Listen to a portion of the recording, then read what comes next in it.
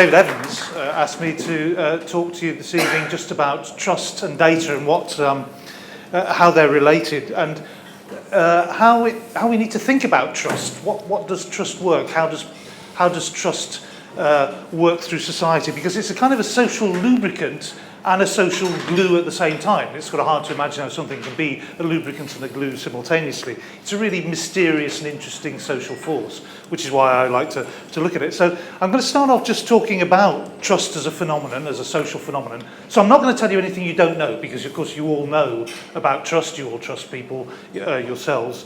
You are all trustworthy, I am sure.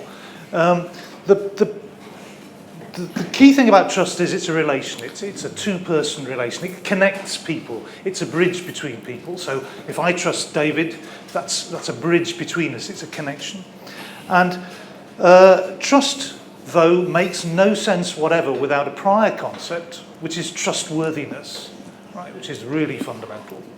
And trustworthiness is a property that you have or you don't. It's the property of doing what you say you will do. It's the property of keeping your promises, being honest. And in particular, if David has promised to look after my interests, then that's when trust gets really important, because if I trust him to look after my interests, that's a very powerful tool. It reduces a lot of complexity in society. It means that society is really difficult to manage. There's lots of different interactions. But if I know that David, in looking after my data, for example, is looking after my interests, I don't have to worry about that so much. It makes my life easier, and of course it gives him an important role in my life. So we have a business relationship and a trusting relationship. My trust of him is my belief that he is trustworthy. If I trust him, I think he's trustworthy. Now, trust can sometimes have a moral dimension, sometimes not.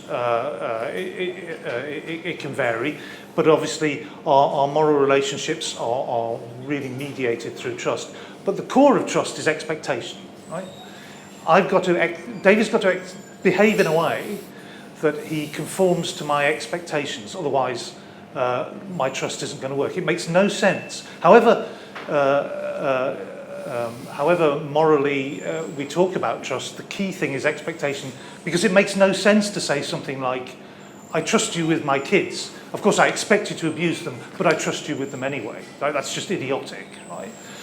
It's important to know how people are going to behave. And so if I know what David's going to do in my interests, then I've got a way of managing my own risk. So his trustworthiness is his intention, capacity and motivation to behave in a certain way. For example, with respect to my data, if he was controlling data, that would be his trustworthiness would consist in that. And my trust in him would be my belief that he has the intention, capacity and motivation to act in my interests. If we think about trust and trustworthiness, what we obviously want to do is coordinate the two. So you can imagine it's got a 2x2 matrix, and you want to be in the right place in the matrix. So if you imagine on one axis you've got trust and mistrust, or lack of trust, and on the other axis you've got trustworthiness and untrustworthiness. So it gives you a little 2x2 matrix. So you want to be in the top left-hand corner, where David's trustworthy and I trust him. Right, that's perfect. We can work together. We have a business relationship. That's fine. Failing that, we should really be in the bottom right, where he's untrustworthy and I don't trust him, right? So nothing happens, but at least no harm's been done either, okay? So that's the good place to be. The bad places to be are the bottom left and top right. So top right is, he's untrustworthy, but I trust him, right? That's bad, because then we get fraud. Then I open myself up, I make myself vulnerable, and he runs off with all my money or whatever it might happen to be. And then the slightly more subtle problem area is the bottom left, where he's trustworthy, and there's a cost to him of being trustworthy, but he's being trustworthy, good for him, but I don't trust him. And then we have an opportunity cost. We could have done business, we could have interacted, but actually we're just going to fail. So the problem of trust, there's a lot of talk about that trust is a big problem of the 21st century and the problem of trust and so on. There's all sorts of giant tomes written about this topic. And quite often they say that the problem of trust is, how do we increase trust in our society? How do we produce a more trusting society? And that's not what the problem of trust is. The problem of trust is, how do we make sure that we trust all and only the trustworthy people? Right? How do we make sure that we coordinate trust and trustworthiness, ideally through a few kind of causal mechanisms that make it easy for me to recognize trustworthy people and deal with them. So that's the problem of trust as I see it. It's a coordination problem, made particularly difficult by the fact that I benefit from David's trustworthiness, but I only control my trust. He benefits from my trust, but he only controls his own trustworthiness. So how do we coordinate trust and trustworthiness across society? Well, we do it by sending signals. We send out signals that say that we're trustworthy, and ideally those signals are going to be hard to fake. So we have signals like credentials, qualifications, memberships of professional organisations like the BCS play a really important role in that.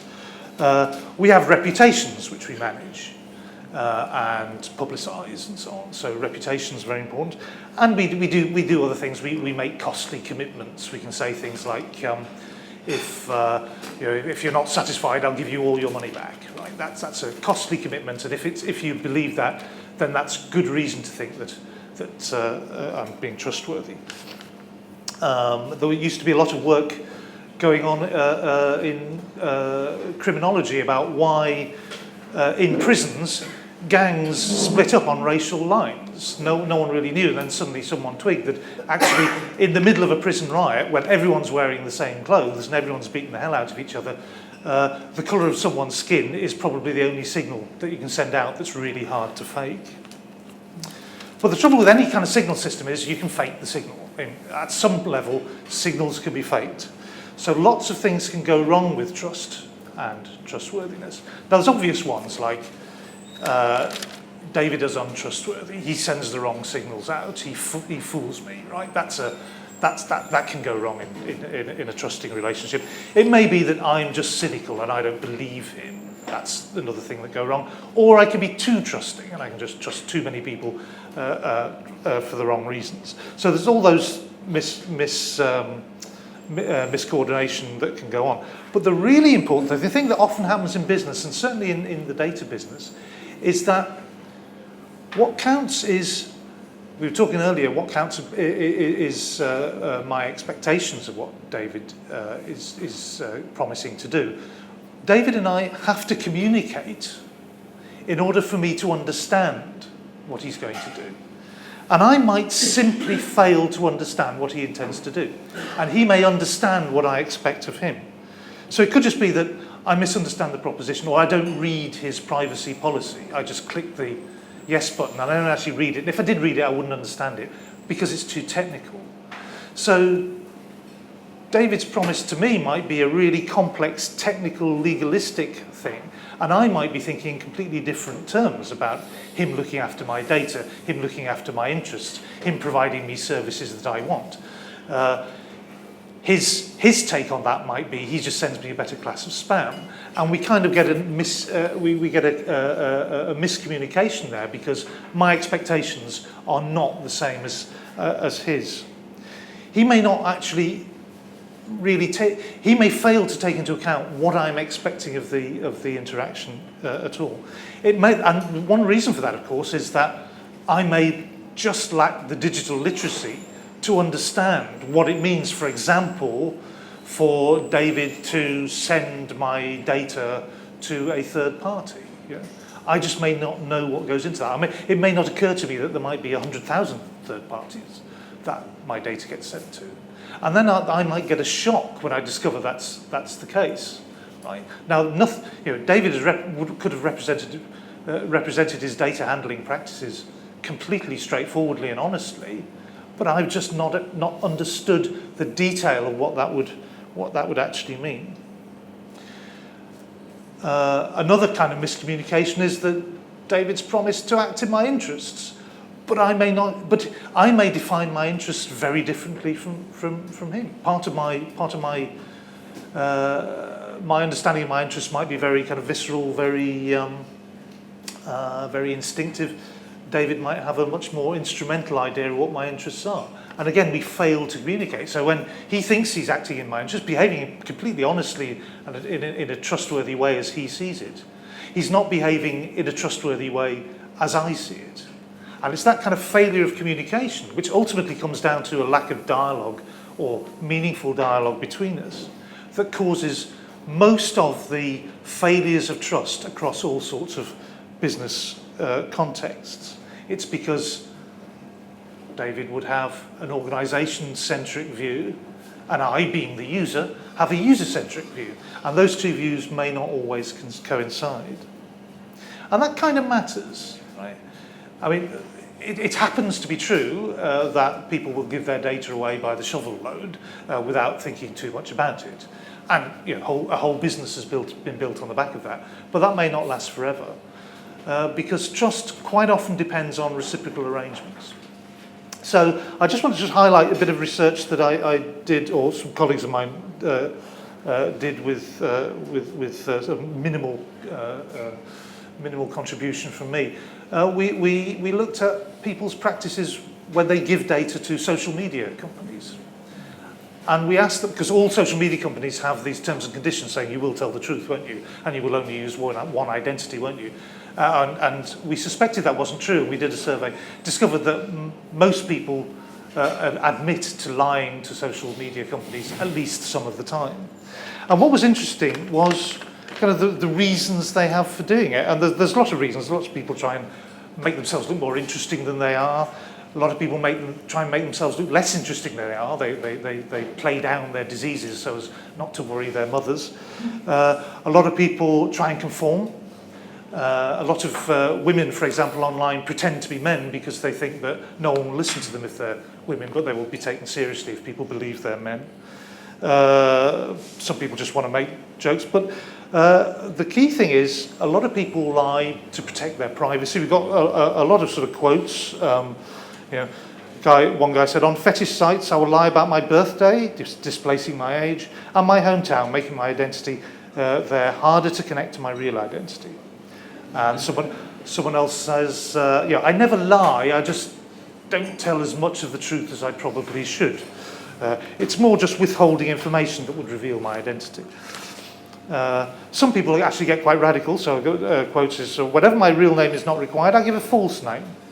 More than hiding my identity, it's a way, although quite possibly insufficient, to prevent such platforms from connecting together my different identities and then jumping to conclusions I did not ask them to make. Okay? It's the conclusions I did not ask them to make. People are feeling out of control. People are feeling that their expectations are not being met by companies.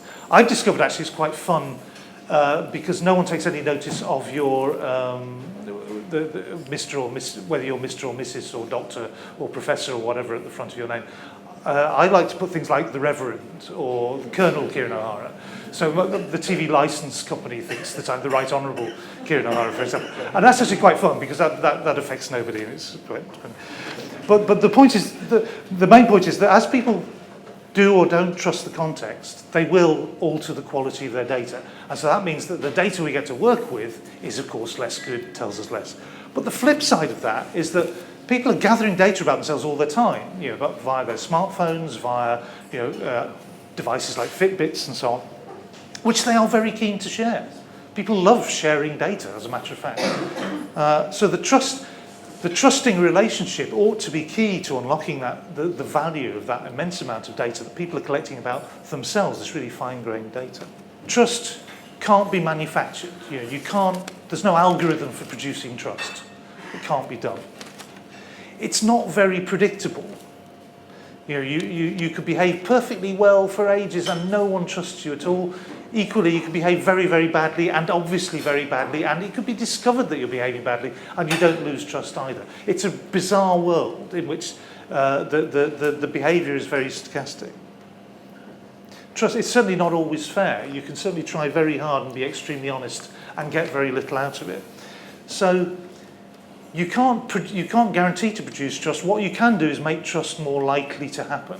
And there's two key things for doing that. The first is to be trustworthy, right? That just makes it a lot easier to be trusted. And the second is really good two-way conversation, not just broadcasting your opinions and what you're going to do. Two-way conversation with the customer, the user, the data providers, the data subjects will be so much more valuable as a way of producing trust than any marketing or advertising campaigns you can produce. Thank you very much, Kieron.